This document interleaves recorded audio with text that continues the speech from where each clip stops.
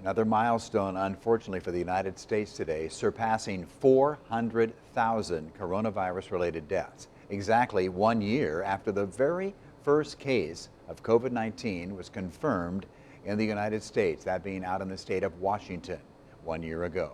The incoming Biden administration today made this Tuesday a national day of remembrance for COVID-19 victims. With that in mind, let's go live right now to KWWL Iowa City area reporter Travis Breese, talking with a few Iowans today who certainly are remembering their loved ones.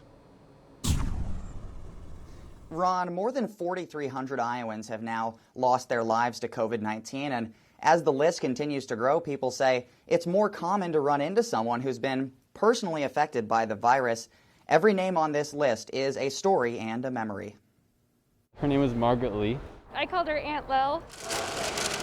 A year ago today, very few Iowans thought they would lose a loved one to COVID-19.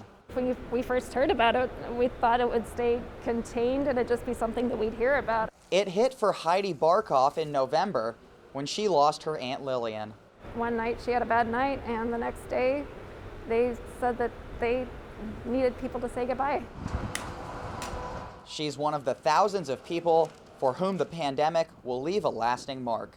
I feel like it's becoming more and more frequent that I meet someone that has had a relationship with someone that has been affected by COVID and even died from COVID.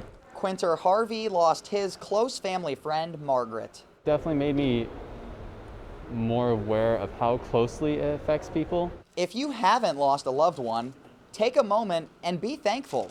We can all make good choices to stop the spread and stop adding names to this list. Hopefully, a lot of people are willing to accept getting the vaccine, that we will see an end to this.